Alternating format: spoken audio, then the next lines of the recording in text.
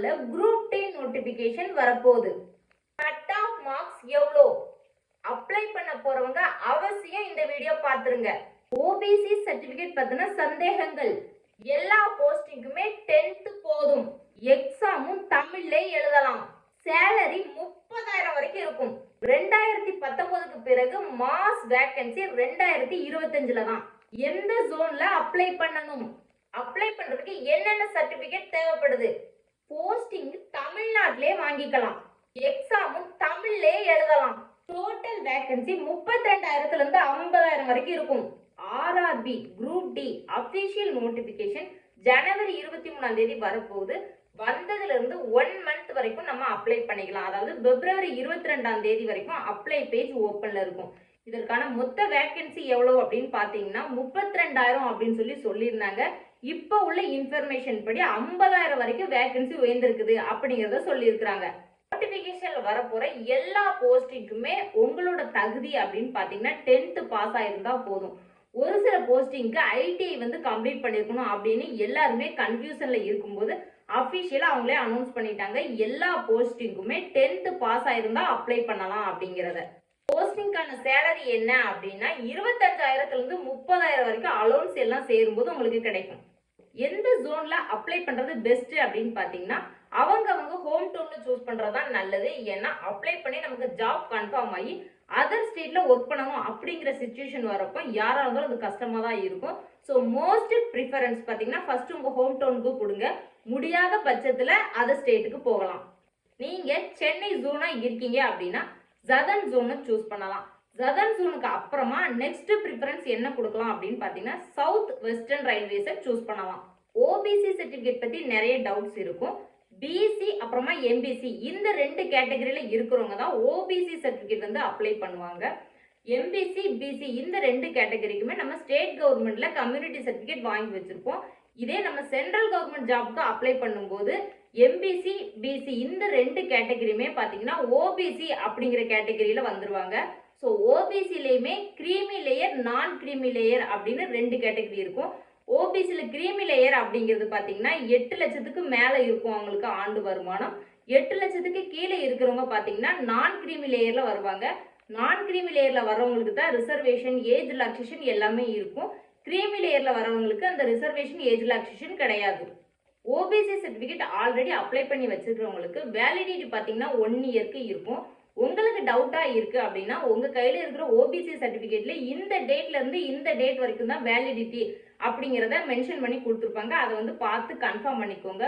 ஒருவேளை உங்களுக்கு date complete ஆயிடுச்சு அப்படின்னா இனிமே தான் நோட்டிபிகேஷன் வரப்போது. நீங்க இப்பவே அப்ளை பண்ண ஸ்டார்ட் பண்ணலாம். இ சேவை மையத்துல போய் முதல்ல உங்களோட ஃபாதருக்கு இன்கம் சர்டிபிகேட் நீங்க அப்ளை பண்ணணும். அப்ளை பண்ணி 3 to 4 டேஸ்க்குள்ள இன்கம் சர்டிபிகேட் கிடைச்சிரும். அந்த இன்கம் சர்டிபிகேட்டை வச்சு நீங்க ஓபிசி சர்டிபிகேட் அப்ளை பண்ணலாம். அப்ளை பண்ணதுல இருந்து 3 to 4 டேஸ்க்குள்ள ஓபிசி சர்டிபிகேட்டும் வந்துடும். மேக்ஸிமம் 10 டேஸ் ஆகும், அதுக்கு மேல டிலே ஆகாது. ஸோ நோட்டிபிகேஷன் வரல, அதனால அதுக்கு முன்னே எல்லாத்தையுமே அப்ளை பண்ணி ரெடி பண்ணி வச்சுக்கிறது ரொம்ப நல்லது. ஓபிசி சர்டிபிகேட் வாங்குறதுக்கு பேரண்ட்ஸோட இன்கம் சர்டிபிகேட் அப்புறமா உங்களோட கம்யூனிட்டி சர்டிபிகேட் இது 2 தான் தேவைப்படும். இப்போ நீங்க வேலைக்கு போறீங்க, உங்களுக்கு பிரைவேட் ஜாப் இருக்குது, என்னோட சேலரியும் என் அப்பாவோட சேலரியும் சேர்த்து என்னோட ஃபேமிலியோட ஆனுவல் இன்கம் அப்படின்னு சொல்லி ஆட் பண்ணணுமா அப்படின்னு கேட்டா கண்டிப்பா கிடையாது. உங்களோட ஃபாதர்ஸ் இன்கம் வச்சு தான் நீங்க அப்ளை பண்ணணும். நீங்க இப்ப ஜாபுக்கு போயிட்டு இருந்தாலுமே உங்களோட சேலரியை ஆட் பண்ணணும் அப்படிங்கிற அவசியம் எதுவுமே கிடையாது. ஒரு சிலருக்கு நான் மேரிட் உமன், ஆனா நான் என் அப்பாவோட இன்கம் வச்சு அப்ளை பண்ணணுமா, என் ஹஸ்பண்டோட இன்கம் வச்சு அப்ளை பண்ணணுமா அப்படிங்கிற மாதிரி டவுட்ஸ் இருக்கும். உங்களோட ஹஸ்பண்டோட இன்கம் வச்சு தான் நீங்க ஓபிசி சர்டிபிகேட் வாங்க முடியும். என்னென்ன சர்டிபிகேட்ஸ் எல்லாம் அப்ளை பண்ணும்போது தேவைப்படும் அப்படிங்கறத பத்தி பார்த்தலாம். எஸ்எஸ்எல்சி மார்க் ஷீட், அப்புறமா நீங்க ரிசர்வேஷன் கோட்டால அப்ளை பண்றீங்க அப்படின்னா ஓபிசி, அப்புறம் எஸ்டி எஸ்சி, அடுத்தது பாத்தீங்கன்னா இடபிள்யூஎஸ் கேட்டகரியில இருக்கிறவங்க அதற்கான சர்டிபிகேட் அட்டாச் பண்ணணும். அடுத்து மாற்றுத்திறனாளி கேட்டகரியை சூஸ் பண்றவங்களுக்கு டிசபிலிட்டி சர்டிபிகேட் வாங்கணும். சப்போஸ் இதுக்கு முன்னாடி நீங்க ஒர்க் பண்ணிருக்கீங்க, உங்களுக்கு அப்ரெண்டிஸ் சர்டிபிகேட் இருக்குது அப்படின்னா உங்களுக்கு முன்னுரிமை கிடைக்கும். ஸோ நீங்க அந்த சர்டிபிகேட்டையும் அட்டாச் பண்ணலாம். இப்போ நீங்க ஏதாவது பிரைவேட் ஜாப்ல இருக்கீங்க அப்படின்னா என்ஓசி சர்டிபிகேட் நீங்க அட்டாச் பண்ணணும். அதாவது நான் அப்ஜெக்ஷன் சர்டிபிகேட் நீங்க ஒர்க் பண்ற நிறுவனத்துல இருந்து வாங்கி அப்ளை பண்ணும்போது அட்டாச் பண்ணணும். அப்ளை பண்றதுக்கு முன்னாடி கவனிக்க வேண்டிய ஒரு முக்கியமான விஷயம் அப்படின்னு பாத்தீங்கன்னா எஸ்எஸ்எல்சி மார்க் ஷீட்ல உங்களோட நேமுக்கு பக்கத்துல அப்பாவோட இனிஷியல் இருக்கும். அதே மாதிரி தான் ஆதார் கார்டுல இனிஷியல் இருக்கா அப்படிங்கறத செக் பண்ணி பாருங்க. நிறைய பேருக்கு ஆதார் கார்டுல இனிஷியல் இல்லாம நேம் மட்டும்தான் வருது. அந்த மாதிரி சேஞ்சா இருக்குது அப்படின்னா நீங்க உடனே இ-சேவை மையம் போனீங்கன்னா அதை சேஞ்ச் பண்றதுக்கான ப்ராசஸ் என்ன அப்படிங்கறத சொல்லிடுவாங்க. 1 வீக்ல அதை சரி பண்ணியும் கொடுத்துருவாங்க. ஸோ அப்ளை பண்ணும்போது உங்களுக்கு எந்த பிரச்சனையும் வராது. இதை கவனிக்காம விட்டுட்டோம் அப்படின்னா அப்ளை பண்ணும்போது இதுவும் ஒரு பிரச்சனையா இருக்கிறதுக்கான வாய்ப்பு இருக்கு. செலெக்ஷன் ப்ராசஸ்ல நம்ம ஒரு கம்ப்யூட்டர் பேஸ்டு எக்ஸாமினேஷனை கிளியர் பண்ண வேண்டியிருக்கும். நமக்கு 100 மார்க்குக்கு எக்ஸாம் வைப்பாங்க. இந்த 100 மார்க்ல கட் ஆஃப் எவ்வளவு இருக்கணும் அப்படின்னு பாத்தீங்கன்னா ஓபிசி கேட்டகரியா இருந்தா கண்டிப்பா 80க்கு மேல இருக்கணும். இதே எஸ்டி கேட்டகரியா இருக்கிறாங்க அப்படின்னா இவங்களோட 5 மார்க் கம்மியா இருக்கலாம். அப்ப 75க்கு மேல இருக்கணும்.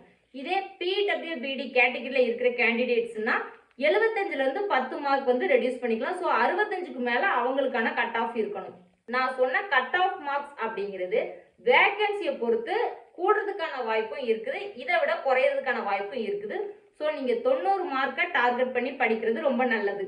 போஸ்டிங் பார்த்தீங்கன்னா pointsman, track machine assistant, track maintainer, இந்த மாதிரி அசிஸ்டன்ட் லெவல் போஸ்டிங்கு தான் கேண்டிடேட்ஸை ஃபர்ஸ்ட் எடுப்பாங்க. நான் 10th படிச்சிருக்கேன், எனக்கு மெக்கானிக்கல் ரிலேட்டடாக தான் கொடுப்பாங்களா போஸ்டிங் அப்படின்னு கேட்டிங்கன்னா உங்களோட கட் ஆஃப் மார்க்கை பேஸ் பண்ணி தான் உங்களுக்கு என்ன போஸ்டிங் கொடுக்கறது அப்படிங்கிறத கன்ஃபார்ம் பண்ணுவாங்க.